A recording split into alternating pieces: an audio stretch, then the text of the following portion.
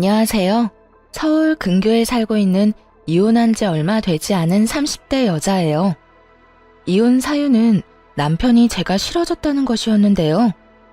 한때는 제가 없으면 하루도 살 수 없다던 사람이었는데 이혼할 무렵엔 함께 있는 것이 숨 막힌다고 하더라고요. 꼴도 보기 싫다면서요. 그렇게 남편과 이혼하고 난 후 그 인간과 재회하게 된 것은 응급실이었네요. 이혼 후 어떤 일이 일어났는지 들어보실래요? 대학병원에서 간호사로 일하면서 같은 병원 의사였던 남편을 만나 결혼했거든요. 그리고 몇 년 뒤 남편은 독립해서 새 병원을 개원했고 전 여전히 대학병원 응급실에 남아 있었고요. 시댁에서는 무척 잘 대해주셨는데 그 흔한 시집살이는커녕 명절에도 바쁘면 오지 않아도 되니 한가할 때 밥이나 한 끼 먹자고 권해주실 만큼 쿨하고 열린 분들이셨어요. 덕분에 남편과는 서로의 자리에서 각자 일에 최선을 다할 수 있었죠. 남편은 시댁 부모님의 도움으로 개원할 수 있었는데 점점 자리를 잡아가고 있었고요. 그런데 병원에 환자가 늘어나면 늘어날수록 남편이 점점 변해가기 시작하더라고요. 예민한 건 둘째치고 점점 절 배우자가 아닌 도우미 정도로 여긴다는 기분이 들 때도 있었어요. 청소는 제대로 하는 거 맞아? 이불 빨래는 언제 했어? 숨 쉴 때마다 목이 쾌쾌해. 여보, 나 밤샘 근무하고 이제 들어왔어. 눈 밑에 다크서클 안 보여? 아, 그랬어? 그러면 오늘은 집에서 쉬면서 대청소랑 이불 빨래 싹 좀 해. 하는 김에 에어컨도 좀 닫고 말이야. 에어컨 청소는 주기적으로 하고 있는 거 맞지? 이 집엔 나 혼자 사는 거야? 어떻게 모든 일을 나만 해? 당신도 손 있고 발 있잖아. 심지어 당신은 야간 진료는 하지도 않잖아. 내가 밤새워 고생하고 온 날엔 당신이 살림 좀 해주면 안 돼? 나도 힘들어. 누가 당신 보고 안 힘들대? 그런데 집안일은 나보다 당신이 더 잘하기도 하잖아. 내가 해봤자 어차피 당신이 다시 하게 될 텐데 이왕 하는 거 잘하는 사람이 하면 2번 일 안 해도 되잖아. 아, 서재도 좀 치워줘. 완전 엉망진창이야. 청소뿐만이 아니었어요. 반찬 투정까지 부리더군요. 어떤 날은 반찬이 마음에 들지 않는다며 있는 대로 짜증을 내고 나가버리기도 했죠. 가장 대접도 못 받는 기분이라나 뭐라나요. 그래도 이런 남편을 보며 이해해보려고 노력했어요. 얼마나 피곤하고 힘들면 저렇게 예민해질까 하며 측은했거든요. 하지만 이런 인내심도 친정을 무시하는 태도 앞에서 결국 폭발했죠. 그날은 친정엄마의 환갑이었어요. 바쁜 남편 스케줄에 맞춰 일부러 식당을 점심시간에 예약하고 혹시나 하는 마음에 아침을 먹는 자리에서도 약속 시간과 장소를 여러 번 언급했거든요. 그런데 약속 시간이 지나도 남편은 오지 않더라고요. 연락 한 통 없이 말이에요. 결국 남편에게 전화를 걸었고 남편은 아주 태연한 목소리로 이렇게 말하더군요. 깜빡했어. 뭐? 어떻게 다른 것도 아니고 엄마 생신을 잊을 수가 있어. 내가 며칠 전부터 그리고 오늘 아침에도 이야기했잖아. 귀에 딱지 앉을 것 같으니 그만 이야기하라고 했던 게 당신이야. 그런데 뭐? 깜빡했어? 바쁘다 보면 그럴 수도 있지. 돈 좀 보낼 테니까 장모님 드려. 뭐? 안 오겠다는 말이야? 지금이라도 와서 얼굴 비추고 가. 지금 점심시간이잖아. 점심시간이라고 마냥 노는 줄 아냐? 지금도 할 일이 태산이거든. 아휴, 뭘 알아야 대화가 통하지. 하여튼 난 못 가니까 당신네 식구끼리 좋은 시간 보내. 그 순간 이성의 끈이 뚝 하고 끊기는 느낌이었어요. 바로 남편의 병원으로 찾아갔고 거기서 본 풍경에 어이가 없었네요. 바쁘다던 남편놈은 간호사들과 모여 앉아 시시덕거리며 커피를 마시고 있더군요. 생각 같아서는 그 자리에서 남편에게 따져먹고 싶었지만 차마 입이 떨어지지 않더라고요. 남편의 체면도 있었지만 제 얼굴에 침 뱉는 짓이란 걸 알고 있었으니까요. 가까스로 화를 참고 남편과 함께 진료실에 들어갔어요. 아니, 여기는 왜 쫓아온 거야? 몰라서 물어? 바쁘다며. 당신한텐 커피 마시는 일이 바쁜 일이니? 다른 날도 아니고 환갑이야, 환갑. 그런 날에 간단하게 점심 한 끼 먹는 것도 그렇게 힘이 들어? 아, 깜빡했다고 했잖아. 이미 늦었는데 가봤자 눈치밖에 더 보여? 괜히 내가 가서 분위기 망칠 바엔 안 가는 게 서로 좋잖아. 지금 그걸 말이라고 해? 당신 일정 맞춘다고 이 근처로 예약했고 시간도 일부러 점심시간으로 잡은 거야. 그런데 당신이 빠지는 게 말이 돼? 그까지 환갑이 뭐라고 이 유난을 떨어? 그냥 생일이잖아. 1년에 한 번씩 있는 생일. 그까지 생일 때문에 병원까지 찾아와서 피곤한 사람 붙잡고 큰 소리 내야겠어? 남편은 미안하단 말 한마디 없이 당당한 태도였고, 그런 남편의 손에 들린 커피를 빼앗아 그 당당한 얼굴에 뿌려버렸어요. 야, 너 이게 뭐 하는 짓이야? 정신 차리라고. 내가 요즘 당신 힘들다고 다 이해해주니까 나나 우리 집이 우습게 보이나 본데 정신 차려. 그날 밤 남편은 집으로 들어오지 않았어요. 남편의 첫 외박이 있던 날이었네요.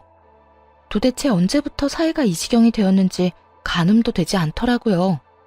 복잡한 생각에 잠겨 째깍째깍 흘러가는 시간을 보며 애를 태우던 그때 시모에게서 전화가 왔어요. 아가, 어제 사돈은 잘 만나고 왔니? 좋은 시간 보냈어? 다정한 시모의 목소리를 듣는데 참았던 눈물이 터져 나왔네요. 아무런 대답도 하지 못하고 대성통곡을 하는데 시모는 아무 말도 하지 않고 가만히 기다려주시더군요. 그렇게 한참을 울고 나니 진정이 되었고 그제야 무슨 일이냐고 물어보시더라고요. 어머님, 그게 어제 그의 생신 자리에 오지도 않았어요. 바쁘다고요. 그래서 병원 찾아갔더니 간호사들이랑 커피 마시고 있더라고요. 그 모습이 너무 화가 나서 얼굴에 커피를 부어버렸는데 자기도 화가 많이 났는지 집에 안 들어왔어요. 뭐? 그러면 외박을 했단 말이야? 네. 병원 일로 점점 예민해지기 시작하더니 이젠 뭘 어떻게 해야 할지 모르겠어요. 이 녀석이 우리가 알아서 할 테니 넌 가만히 있거라. 그날 저녁 시댁에선 저와 남편을 불렀고 시댁에 도착했을 즈음엔 이미 한바탕 난리가 났더라고요. 벼락같이 호통을 치는 시부와 그런 시부 앞에 무릎 꿇고 앉아있는 남편. 남편은 아무 말도 못하고 고개만 숙이고 있더군요. 이 녀석아, 내가 너 이딴 식으로 집사람 마음고생시키라고 병원 열어준 줄 알아? 대학병원 있을 때보다 사는 게 편해졌으면 가정에 더 잘할 생각을 해야지. 그걸로 네 마누라한테 생색이나 내고 바쁘다는 핑계로 사돈 어른 생신도 나몰라라 해? 생색이 아니라 정말 피곤해서 좀 예민해진 거예요. 생신은 정말 깜빡했어요, 아버지. 그런 정신머리 가지고 병원은 어떻게 이끌어가는 게야? 이딴 식으로 굴 거면 지금이라도 간판 내리거라. 아버지, 제가 잘못했어요. 앞으로는 절대 그런 일 없도록 할게요. 너 이 녀석, 다신 이딴 일로 집사람 눈에서 눈물 빼지 마라. 알겠어? 네, 알겠어요. 여보, 내가 미안해. 앞으로 이런 일 없도록 할게. 약속해. 개원 당시 워낙 받은 도움이 커서 시부모님들 말씀이라면 꼼짝도 못하던 남편이었죠. 이번에도 마찬가지였어요. 진심이라고는 느껴지지 않았지만 용서를 구하기는 하더라고요. 그리고 한동안은 잘하는 척도 했고요. 하지만 그럴수록 남편의 마음은 이미 떠난 것이 느껴졌어요. 아니, 단순히 마음이 떠난 것이 아니라 다른 이유가 있을 거라 확신하게 되었죠. 그렇지 않고서야 둘 사이에 큰 다툼이 있었던 것도 아니었고 기분이 상한 일도 없었는데 사람이 저렇게까지 변한 것은 말이 안 되니까요. 혼자 고민을 하다가 남편 병원에서 일하고 있는 동기에게 물어보기로 했네요. 꽤 긴 시간을 남편과 함께 보내는 친구이니 이유를 알지 않을까 해서였죠. 지연아, 혹시 우리 남편 요즘 무슨 일 있어? 원장님? 아니, 왜? 무슨 일 있으시대? 아니, 요즘 좀 이상해서 혹시 너는 알까 해서 연락해봤어. 요즘? 이상한 건 없었는데. 조금 예민하시긴 했지. 뭐 그거야 그럴 수도 있는 일이니까. 그거 말곤 다른 이상한 점은 없었는데. 아, 혹시 우리 남편 여자 있는 건 아니겠지? 100번은 넘게 고민하고 물은 말이었는데 이 말을 들은 친구는 듣자마자 깔깔거리고 웃더라고요. 자신이 아는 한 그럴 리가 없다고 말이죠. 뭐? 넌 말이 되는 소리를 해. 네 남편을 어떻게 나보다 더 모르니? 네 남편 매일 병원에서 살다시피 하고 진료 끝나면 바로 집에 가는데 친구들도 점심시간에 잠시 병원에 와서 보고 가는 게 전부고 따로 약속 잡는 일도 없으신 것 같고 말이야. 너도 요즘 많이 피곤한가 보다 그런 생각까지 하는 거 보면. 그러지 말고 쉬는 날에 잠이나 좀 푹 자. 서로 예민하다 보면 자주 부딪히고 또 그러다 보면 별 생각이 다 드는 법이야. 그래 알겠어. 우리 남편한텐 내가 이런 이야기 한 거 비밀로 해줘? 당연하지. 얼른 좀 쉬어. 믿었던 친구였어요. 동기들 가운데서도 친했고 무엇보다 유부녀이기에 이런 마음을 더 잘 이해하고 상황을 객관적으로 볼 거라 생각했죠. 그런 친구의 조언을 듣고 나서도 이상한 기분은 사라지지 않았지만요. 그래서 결국 남편의 뒷조사를 시작했네요. 다들 뒷조사만 했다 하면 무슨 판도라 상자 열리듯 남편이 숨기고 있던 모든 것이 밝혀지곤 하던데 아니었어요. 허무할 정도로 아무것도 없더라고요. 친구의 말처럼 병원과 집을 오가는 단순한 생활의 반복이었거든요. 가끔 친구를 만나기도 했지만 다 남자들일 뿐만 아니라 그것마저도 차를 마시거나 편의점에서 캔 음료나 마시곤 헤어지는 게 전부더라고요. 술은 입에도 대지 않았고요. 병원에서 회식을 해도 1차에서 끝내곤 혼자 병원에 들러 나머지 일을 보곤 집으로 돌아오곤 했더군요. 딱히 뭐가 나오지 않아 다행스럽긴 했지만 정작 아무것도 나오지 않으니 한장할 노릇이었어요. 남편은 여전히 이상하게 변해만 갔으니까요. 그렇게 감정이 요동을 지던 어느 날 남편 입에서 결국 이혼이란 말이 나오고야 말더군요. 그날은 웬일로 남편이 함께 외출을 하자고 하더군요. 밖에서 맛있는 것도 먹고 산책도 좀 하자고요. 그간 좀 소원하긴 했어도 다시 잘 지내볼 생각은 있구나 하는 마음에 한껏 꾸며입고 외출길에 나섰죠. 들떠서 밝은 목소리인 저와는 달리 남편은 건성건성 대답만 하더라고요. 여보, 여기 진짜 오랜만이다. 여기 기억나? 여기서 우리 첫 데이트 했었잖아. 기억해. 그때 우리 둘 다 밤새고 씻지도 못하고 와서는 어떻게든 데이트 좀 해보겠다고 샷 왕창 추가해서 먹고 버텼는데 부부가 돼서 오니 감회가 새롭다. 그렇지? 그렇긴 하네. 기계를 가져와도 이것보단 다채로운 대화가 될 것이라는 생각이 들면서 화가 치밀어 오르더라고요. 이따위로 굴 거면 다른 곳도 아닌 우리의 추억이 있는 곳으로 오지나 말지. 이게 무슨 사람 하나 바보 만드는 짓인가 했죠. 기분이 상해 바로 자리에서 일어나 집으로 돌아와 버렸고 남편 역시 저를 뒤쫓아 집으로 돌아왔고요. 당신 진짜 나한테 왜 그래? 내가 뭘? 내가 뭘? 할 말 있으면 똑바로 말해. 하루 종일 사람 데리고 다니면서 정신은 다른 곳에 있었잖아. 꼭 똥마려운 강아지처럼. 내 눈치는 이리저리 살피면서 그러면서도 또 멍하니 딴 생각만 하고. 난 오늘 당신이 앞으로 잘 살아보자는 마음으로 산책하자고 한 줄 알았어. 오늘 간 곳이 죄다 우리한테 좋은 추억만 가득했던 곳이니까. 그런데 당신은 시큰둥해선 대답만 겨우 하고 나만 들떠있고 그게 뭐야 도대체? 그럴 거면 왜 굳이 나가자고 한 거야? 입으로 뱉고 나니 정말 하루 종일 무얼했나 싶더라고요. 화가 많이 나 씩씩거리는 저를 남편은 한참 바라보더니 이내 하루 종일 품고 있던 말을 꺼내기 시작하더라고요. 내가 많이 고민해봤는데 우리 이혼하자. 나 더는 이렇게 못 살겠어. 목소리에 미안함이라곤 찾아볼 수가 없더라고요. 마치 제가 유책 배우자라도 된다는 듯 말이에요. 이혼? 지금 이혼이라고 한 것 같은데 내가 제대로 들은 거 맞아? 이혼하자고. 나 이제 당신이랑 사는 거 너무 힘들어. 그러니까 오늘 하루 종일 한 짓이 사실은 데이트가 아니라 당신 마음 정리할 시간이 필요했던 거네? 말하자면 마지막 점검 같은 거였어. 맞아? 꼭 그런 건 아닌데 당신하고 돌아다니면서 마음이 더 확고해지긴 했어. 내가 뭘 어떻게 했다고 그렇게 힘들어? 내가 당신을 힘들게 해? 그냥 당신이랑 같이 사는 것 자체가 힘들어. 당신이 뭘 잘못한 게 아니라 그냥 내가 이제 당신을 안 사랑해.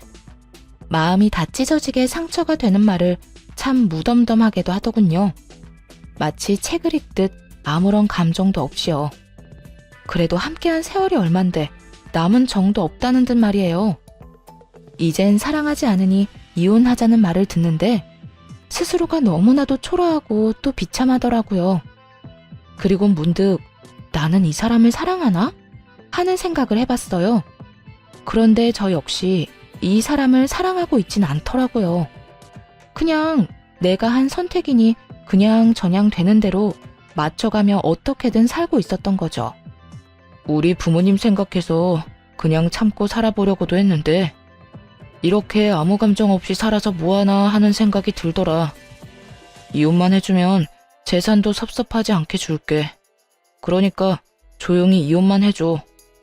나 당신이랑 소송 같은 거 할 힘도 없고 마지막을 그렇게 지저분하게 끝내고 싶지도 않아. 알겠어. 그래, 하자. 이혼.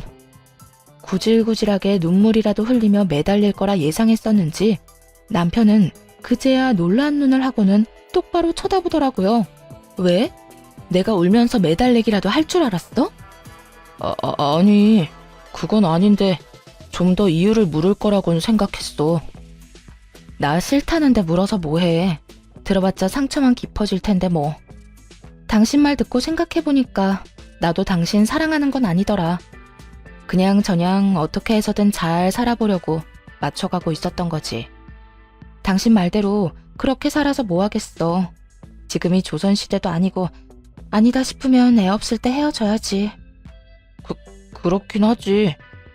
당신 괜찮아? 아니, 안 괜찮아. 사실 나 진짜 비참해.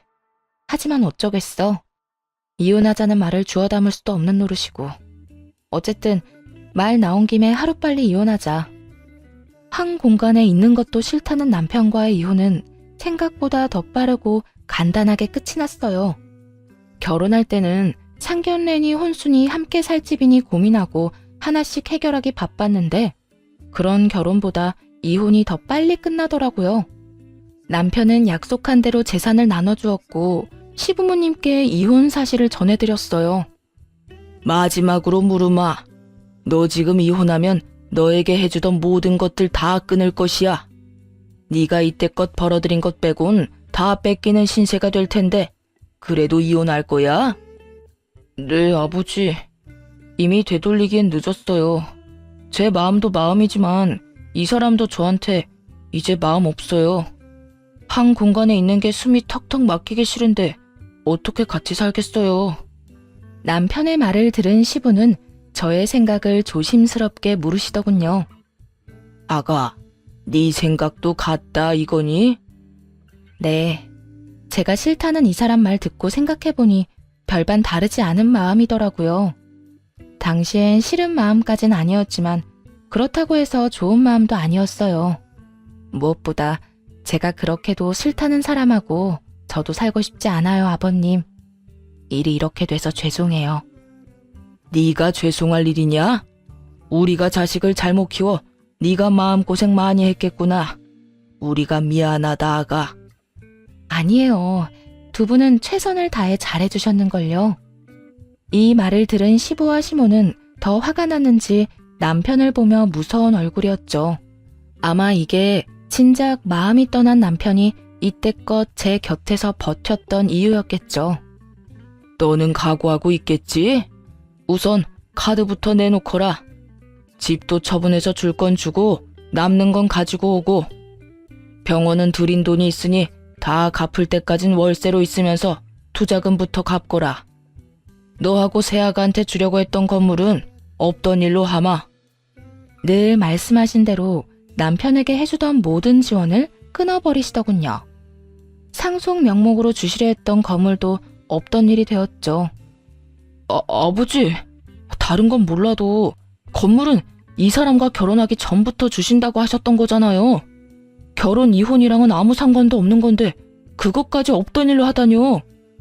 네 이놈, 네 놈이 뭐 하나라도 받고 싶었으면 이토록 당당한 태도가 아니었어야지.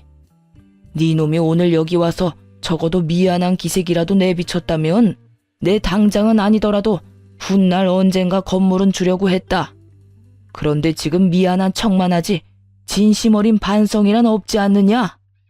겉으로 나타나는 게 그 정도인데 네 속은 오죽하겠어. 모르긴 몰라도 잔치가 열려도 10대 번은 더 열렸겠지. 아니에요. 저도 마음이 편치만은 않다고요. 편하진 않아도 미안하지도 않다는 뜻으로 들리는구나. 아니요. 저도 죄송하고 미안해요. 진심이에요.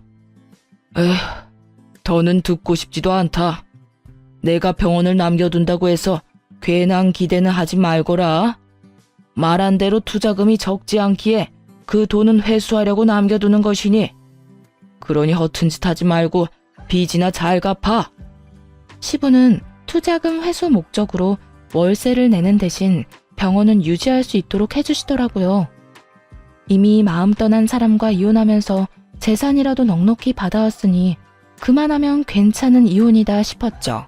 거기에다 남편이 가진 것까지 다 신기루가 되어 사라졌으니 복수도 이만하면 되었다고 생각하기도 했습니다. 비록 제대로 된 이유는 끝까지 알 수 없었지만 말이에요. 단순히 이제 사랑하지 않는다는 이유로 이혼하겠다는 말을 그대로 믿은 것은 아니었기에 더 조사를 해봤지만 아무리 찾아봐도 이렇다 할 만한 것은 나오지 않았거든요. 하지만 하늘은 저와는 생각이 달랐나 봅니다. 운명의 장난인지 전 남편과 이혼하고 2달쯤 뒤 이혼의 진짜 이유를 알게 되었으니까요. 그리고 제대로 된 복수도 하게 되었고요. 그날도 응급실에서 근무를 하고 있었어요. 크고 작은 사고가 많은 응급실이라 늘 긴장된 상태로 대기하는 편인데 그날따라 유난히 심하게 두근거리더라고요. 오늘따라 왜 이렇게 안절부절 못해? 집에 무슨 일 있어? 이혼한 돌싱녀가 집에 일이 있을 게 뭐가 있어. 그냥 계속 뭐가 이상해. 느낌이 싸해. 그렇게 주변에서도 제 불안을 느낄 정도의 싸한 예감이 이어지던 그때 큰 교통사고로 인해 긴급한 상황의 환자가 연이어 들어오더군요. 급하게 환자를 향해 달려갔고 환자의 얼굴을 확인하고는 그 자리에서 아무것도 못한 채 멍하니 서 있을 수밖에 없었습니다.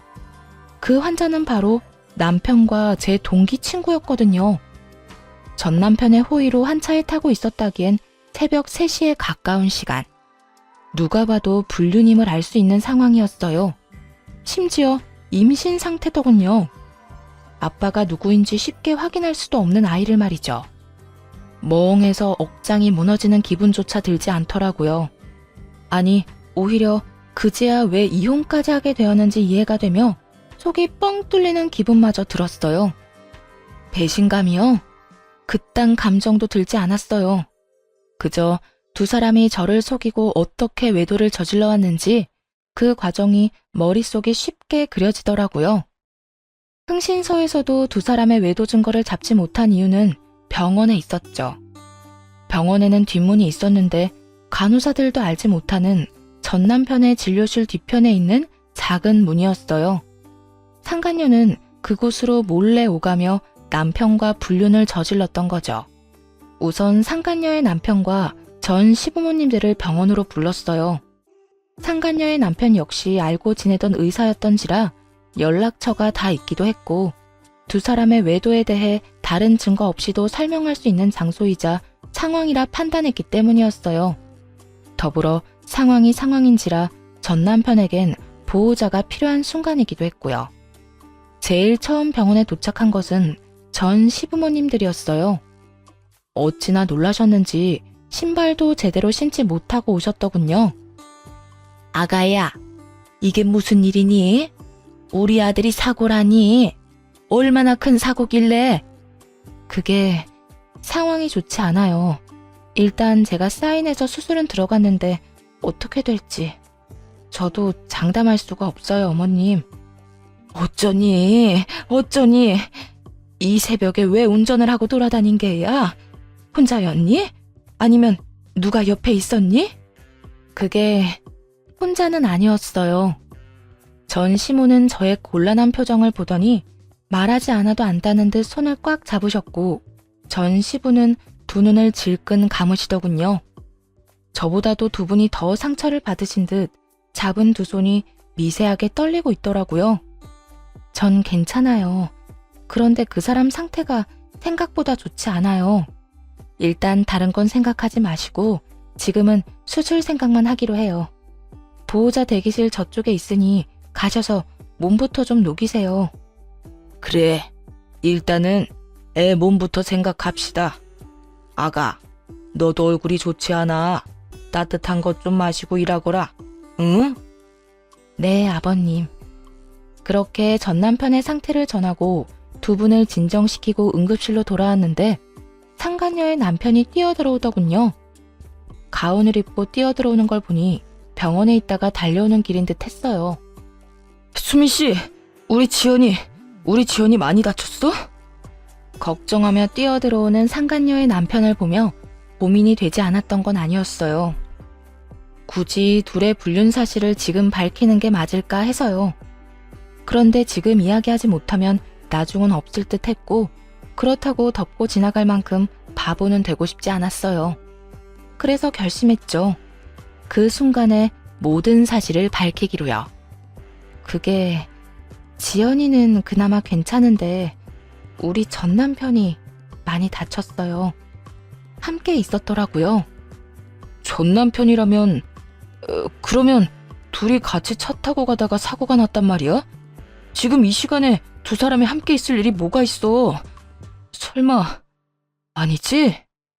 믿을 수 없다는 듯 멍하니 바라보는 상간녀의 남편을 보는데 그 심정이 이해가 되더라고요. 갑작스럽게 이혼 통보를 들었을 때가 떠오르며 말이죠.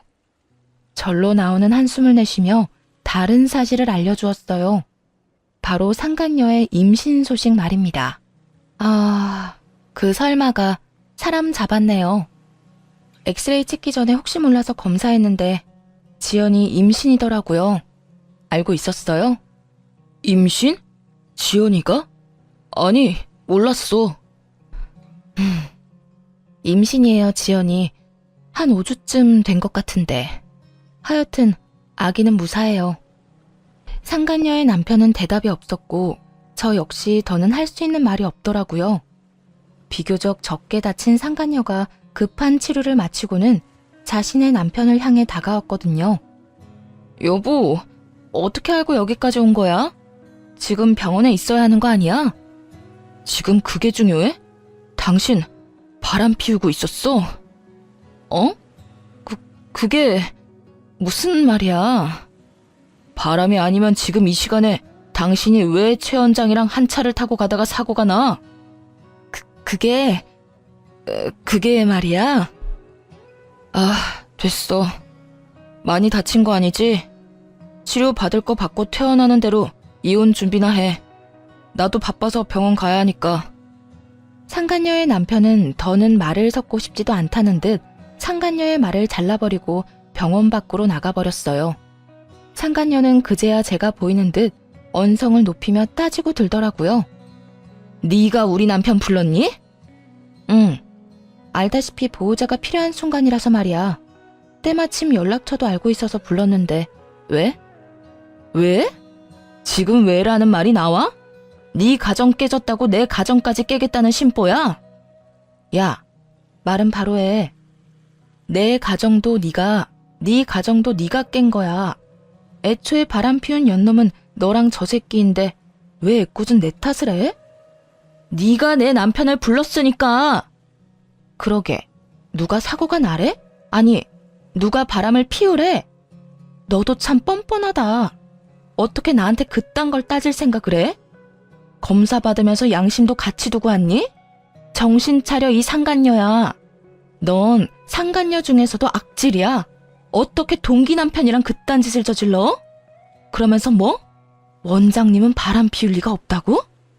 내가 발 동동 구르며 너한테 고민 상담할 때 내가 얼마나 웃었을까? 다른 사람도 아닌 당사자한테 그걸 묻고 있었으니 말이다. 너도 알지? 지금도 상간녀 소송은 가능하다는 거. 그냥 넘어갈 생각 없으니까 각오하는 게 좋을 거야. 상간녀는 온갖 거친 말들을 쏟아내기 시작했는데 그냥 무시하고 일터로 돌아왔어요. 그 새벽이 어떻게 지나갔는지도 모르게 시간은 흘렀죠. 그 후 상간녀는 이혼을 하게 되었더라고요.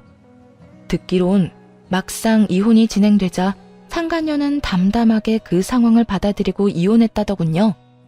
하긴 뱃속에 애도 있으니 나름 현명한 판단을 한 것이었겠죠. 그 아기로 인해 앞으로 어떤 일이 일어날지도 모르고 말이죠.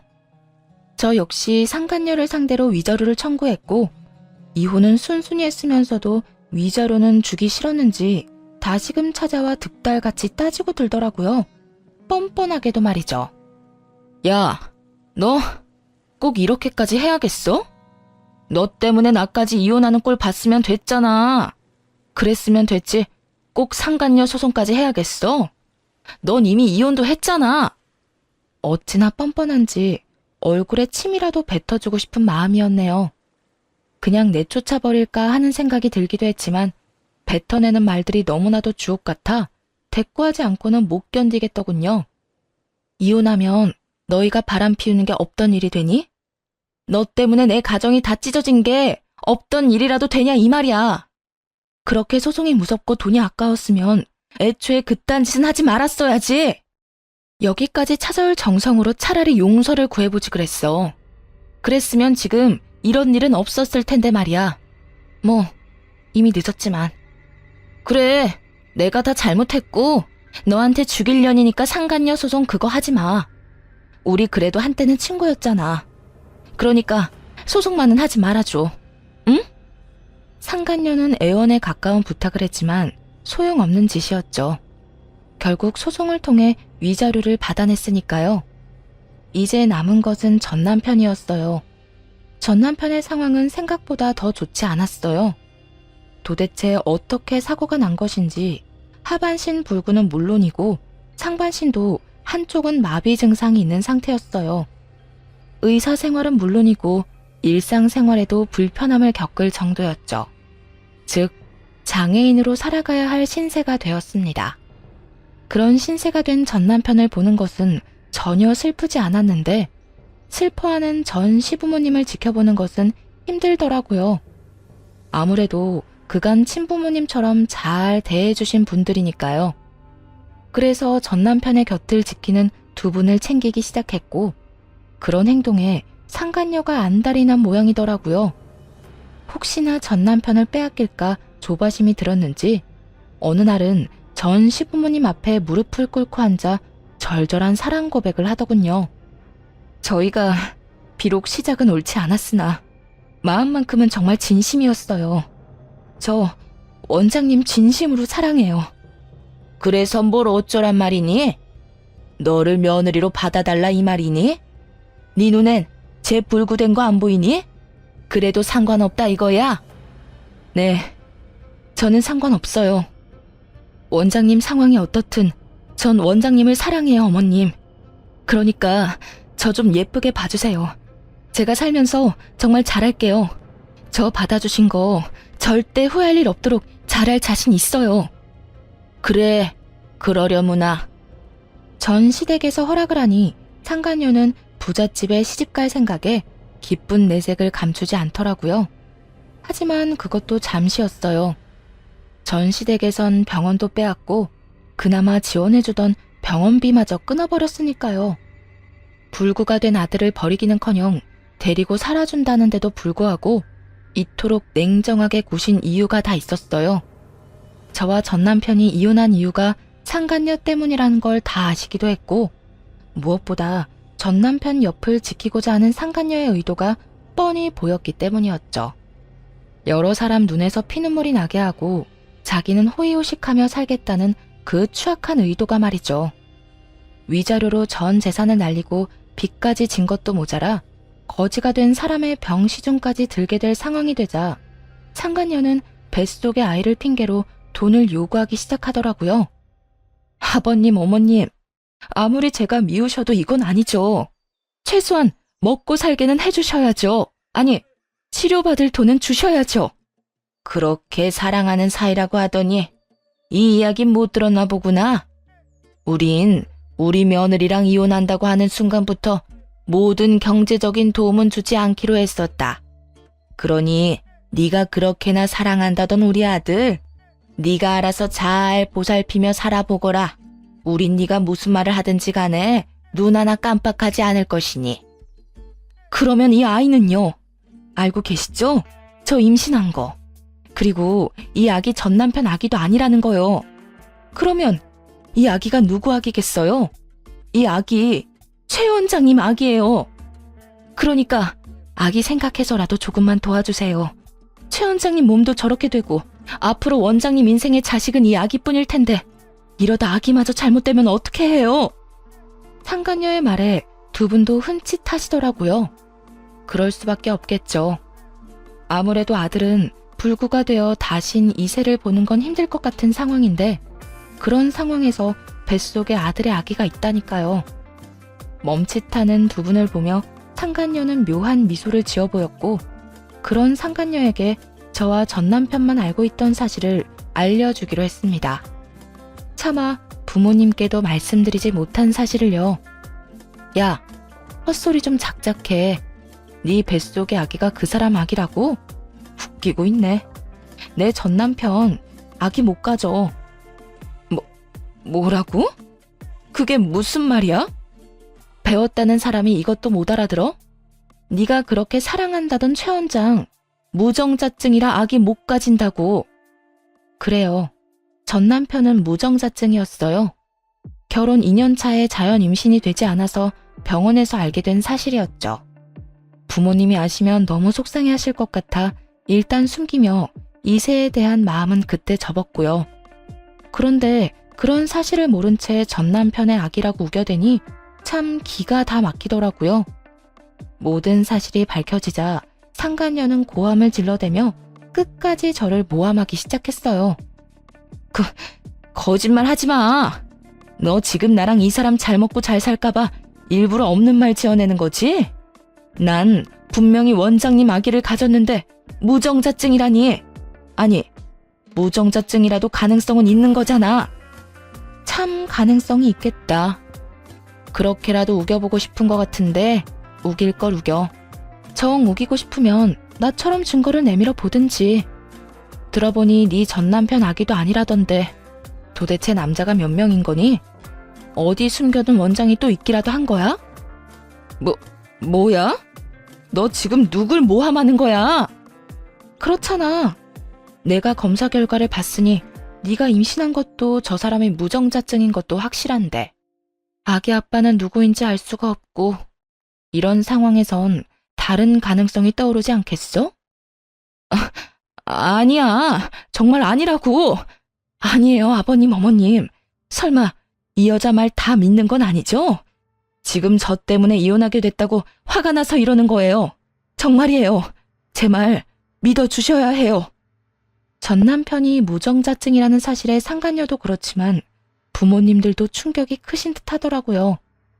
전 남편의 상태도 충격이지만 인간의 탈을 쓰고 아무렇지 않게 거짓말을 해대는 상간녀의 언행에 대한 충격이 더 큰 듯 했으니까요. 닥치지 못해? 네 말이 사실인지 아닌지는 출산하면 밝혀질 것이고 그때 유전자 검사에서 네 말이 사실이라면 내 너에게 사과하고 내 재산 전부를 네 뱃속의 아기한테 물려주마. 하지만 그렇지 않다면 각오하는 것이 좋을 게야. 감히 다른 것도 아니고 핏줄을 두고 장난친 죄는 받아야 하지 않겠니? 전 시부는 처음 보는 무서운 표정을 지으며 상간녀를 몰아세우기 시작했어요. 상간녀는 뒷걸음치며 눈물로 호소하더군요. 아니에요. 정말 저는 맹세코 다른 남자는 없었어요. 믿어주세요. 그렇게 확신한다니 출산 때까지 기다릴 필요도 없겠구나. 들어보니 태아 유전자 검사도 있다고 하던데 그걸로 진행하자꾸나. 네 말대로 네 뱃속의 아기가 우리 아들 핏줄이라면 우리한테 귀한 손주인데 힘들게 키울 수는 없는 노릇이니. 말을 끝낸 전 시부는 눈짓으로 상간녀를 붙잡아달라고 부탁해왔고 전 상간녀를 붙잡았어요. 붙잡힌 상간녀는 발악하며 고함을 질러대더라고요. 이거 놔! 이건 놓으라고! 너 태아 유전자 검사가 쉬운 줄 알아? 아직 합법으로 정해진 것도 아니라고! 이거 놔! 이거 놓으라고! 다 널 위해서 이러는 거야. 홀몸도 아닌데 합법이든 불법이든 빨리 검사해서 확실해지면 돈도 펑펑 쓰고 너도 아기도 좋은 거 아니야? 당당하다는 애가 왜 이래? 이거 놔! 혼비백산. 말 그대로 아수라장이었네요. 상간녀는 있는 힘껏 저를 뿌리치고 도망쳤는데 그런 상간녀의 모습을 설명하기에 딱 어울리는 말이더군요. 마치 넋이 나간 사람처럼 정신없이 도망치는데 그 꼴 참 보기 좋다 싶었네요. 그 후 상간녀의 소식이 들려온 건 정확히 1년 뒤였어요. 아기를 안고 자신의 전남편 앞에 나타난 상간녀는 뻔뻔히도 임신 주수를 착각했었다며 이번에는 전남편의 아기라고 우겨댔다고 하더라고요. 순순히 넘어갈 리 없었던 전남편은 유전자 검사를 했고 결과는 당연하게도 그와는 일치하지 않는 것으로 나왔다고 하네요. 그래서 다시 한번 떠들썩했다고 동기들이 알려주더군요. 이야기 들었어? 그 상간녀가 안고 온 아기 전남편 아기도 아니래.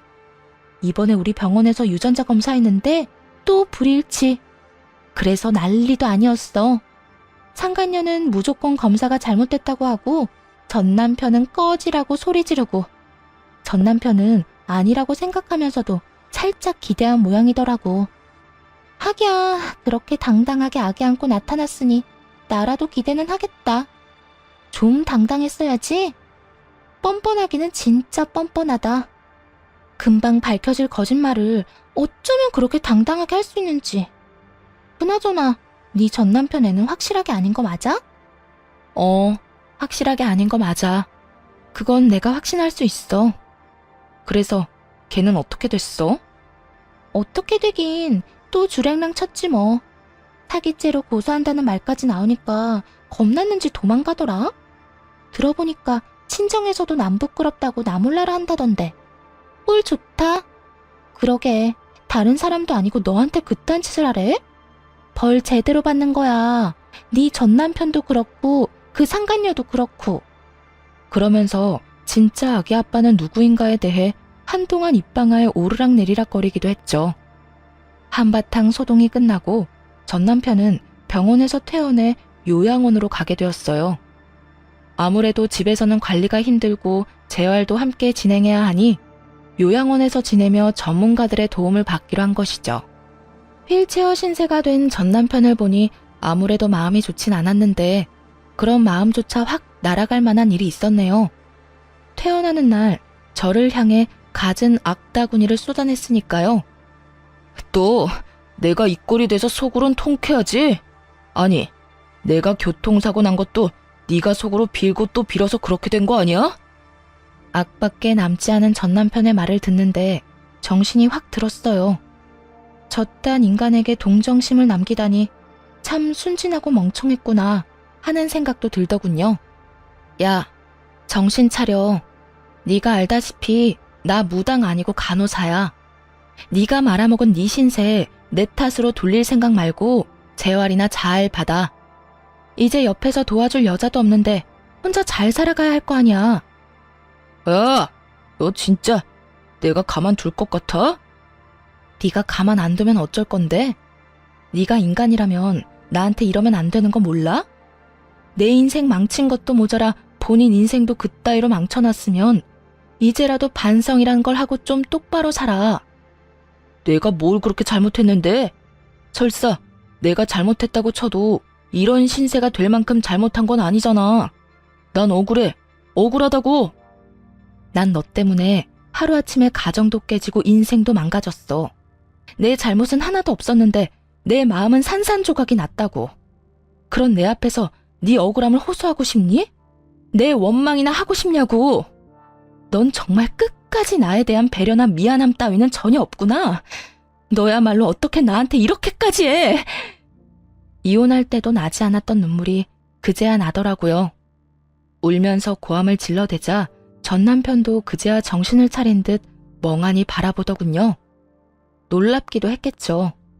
울며 불며 매달릴 거라 생각했던 순간엔 눈물 한 방울 흘리지 않던 여자가 악다구니를 쓰고 달려들어야 할 순간에 눈물을 흘리니 당신은 부모님 보기 부끄럽지도 않아?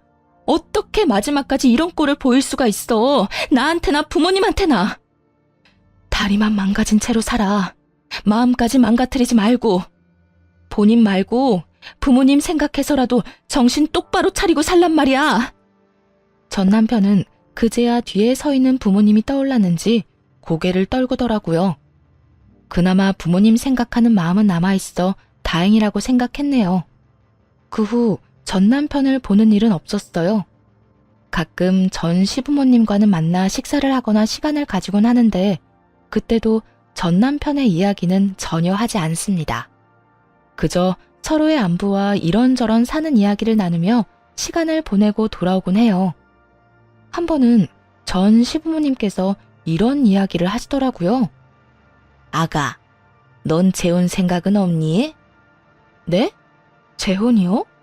아, 어머님, 무슨 그런 말씀을 하세요. 전 그런 생각 없어요. 그러지 말고 다시 잘 생각해봐. 너희 부모님도 내심 네가 다시 시작하길 원하실 거야. 우리도 그렇고 말이야. 우리 아들 잘못 때문에 그렇게 된 거지 네 잘못은 없었잖니. 세상 남자들이 다 우리 아들 같진 않아. 가정적이고 좋은 남자가 얼마나 많은데. 나이도 아직 젊은데 잘 생각해 보려무나. 너 시집 간다고 하면 혼수는 우리가 해주마. 네가 정말 딸 같아서 하는 말이야. 너무 걱정하시는 것 같아 대답은 잘 생각해 보겠다 했지만 재혼 생각은 전혀 없는 상태예요. 마음에도 정해진 양이 있다고 하는데 이미 전 남편에게 온 마음을 다 쏟은 것 같거든요. 사랑도 미움도 무관심도 말이에요. 언젠가 이 마음들이 다시 채워진다면 그때는 다시 좋은 사람을 만날 수도 있지 않을까요? 요즘 전 병원을 그만두고 휴식을 취하고 있는 중이에요. 너무 많은 일이 있기도 했고 간호사라는 직업에 대한 회의감이 들어서요. 갈림길에 서서 고민을 하는 단계라고나 할까요? 요즘엔 유아교육에 대해 공부를 하고 있긴 한데 이 어두운 터널을 벗어나 무엇을 하며 살아갈지 기대되는 요즘이네요. 이로써 저의 사연은 끝이 났네요. 긴 사연 함께 해주셔서 감사합니다.